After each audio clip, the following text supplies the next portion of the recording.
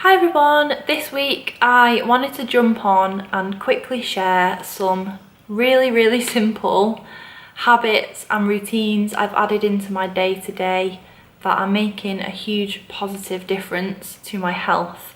So that could be my mental health, my physical health, my spiritual health, my emotional health. You guys know I'm all about self-care, and as much as I would love to be able to, and I'm sure you guys would love to be able to, go on a yoga retreat or go to the Cotswolds for the weekend and have an amazing spa treatment, the biggest difference you can make to your health is in the day-to-day. And I'm such a fan of small, simple but sustainable healthy habits that are going to make a huge difference for you if you do them consistently. Number one is mindful eating, and I am still on a journey with this. I feel like 2018 was the year for intuitive eating with me. It's been discussed on the podcast tons by people who know way more than me, and there are tons of books on intuitive eating. However, I think everyone can start eating mindfully, and one of the ways I wanted to share that with you today is slowing down. How many times are we going throughout our day and literally shoveling food into our mouth? I feel like sometimes I don't even taste or chew my food. It's ridiculous. How many times, and I totally do this, have you got your favourite food like an ice cream or a chocolate bar or a burger and just shoveled it in? Because if something tastes really good to me, all my body says is like, eat it quickly eat it. And there's probably something psychological in there, but what I'm trying to do recently is just slow the F down. It sounds so simple, but how many of us aren't doing that? How many of us aren't even chewing our food or feel like we're tasting it? My boyfriend Adam has been consciously eating slower as well, and I've not really attempted that until recently, when I've looked up from eating my tea and I look over it and his plate is like still half full and I've almost finished. And we're both big eaters, like we both love food. So I'm thinking, well, if he's still eating slowly, like I must be shoveling this food down. We forget how much a meal is actually self-care, and if you're rushing through that in your day and you're either skipping meals or quickly shoveling them in, you're not honouring something that is completely vital self-care for your body. And in other cultures where they do that, they sit around as a family, they eat slowly, they're putting the knife and fork down in between bites. The culture around food is just so much more positive. So I'm really trying to focus on that more. The second thing I've been doing more and more is unplugging from my phone. And I'm sure you're probably sick of hearing about this, because I feel like everyone online, the irony is we're all like bloggers or business owners. We spend a lot of time on social media, and there's almost this rebellious movement at the moment towards not being on our phone, which I love and I'm totally embracing and I'm totally on board with.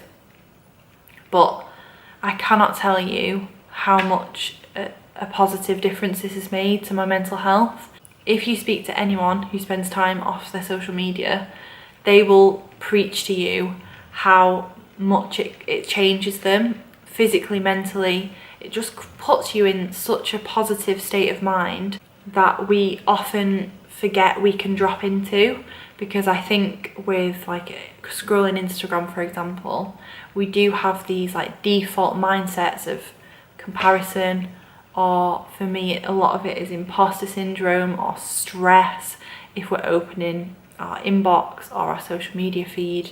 There are just a lot of pressures on us when we open our social media apps, whether we do it for work or whether we do it in our leisure time, that we just don't need that in our life constantly.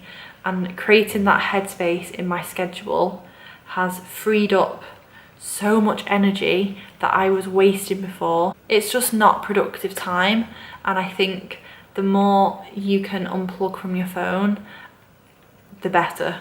The third thing I've been doing, and this is for my fellow tea addicts or coffee lovers, Have a cut-off point for caffeine in your day. I've tried as much as possible, even when I know I'm going to be tired later on, to cut out caffeine after maybe like 2 or 3 o'clock at the latest.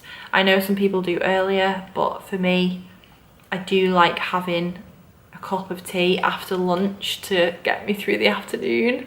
It just feels good to me. But after about 2, I'm having decaf, I'm having peppermint tea. This one is important because you might think that you have a really high tolerance to caffeine and it doesn't make a difference at all to you. The stimulant is still in your body, so there's tons of research on this and I recommend you look into it. But caffeine has something called a half-life, and I'm pretty sure all drugs have this. Your body is obviously metabolizing that drug and working it through your system. That drug is still going to be active in your bloodstream for a certain amount of time. So even if you're having a few cups of tea in the afternoon or maybe a latte at 4 p.m, that caffeine is actually gonna, in most cases, gonna be in your system still when you are going to bed. So it could actually be affecting your sleep and you don't even know it. And even if you find you drop off to sleep fine, I find I often wake up groggy still. And studies have shown if you have caffeine in your system when you go to sleep, it affects the quality of your sleep.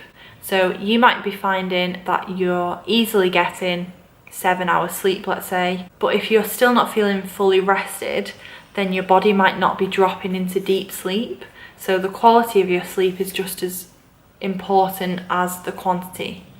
And caffeine can really affect this. So just something to think about, something to look into. I'm obviously not a health professional, so I'm not giving out tips and advice here. This is just some things that I am trying. The next thing I have been doing a lot, and this has taken me a long time to get to this place, but now it's kind of a part of my everyday life.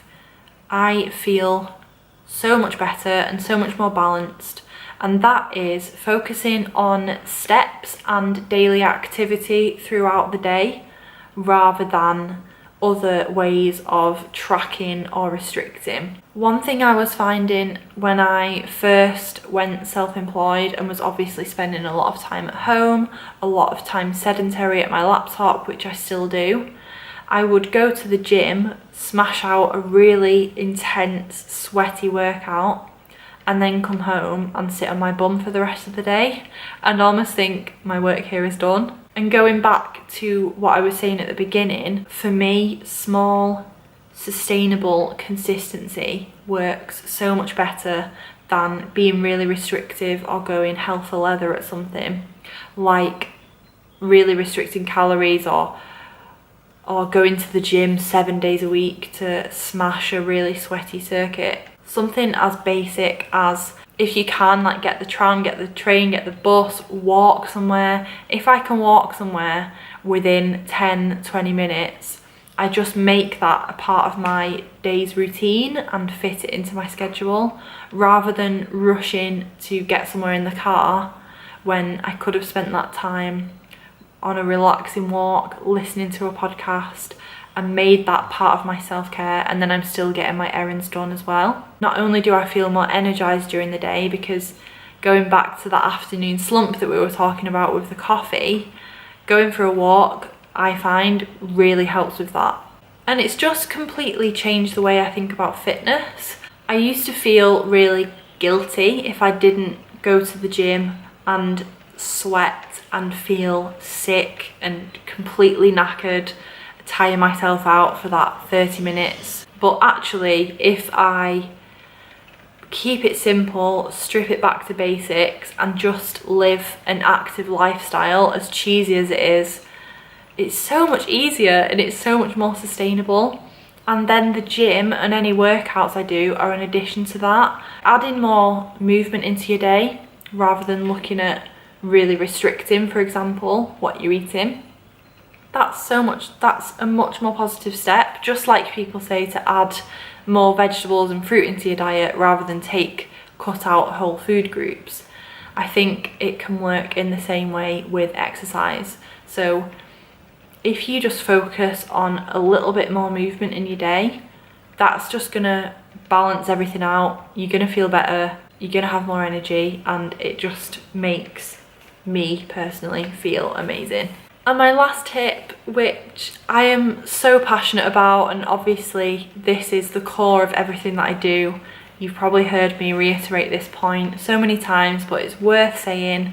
It's one of my 2019 goals. So again, this is just as much for me as it is for you guys. I am putting myself first. And how this looks practically for me on a day-to-day basis is I am literally putting my priorities at the top of my to-do list. How often do we think, oh well, I want to go to the gym, or I want to work on this personal goal, I want to build my business, I want to do this creative project, but that can wait because I've got a client meeting, I've got family stuff to look after, I've got errands to run.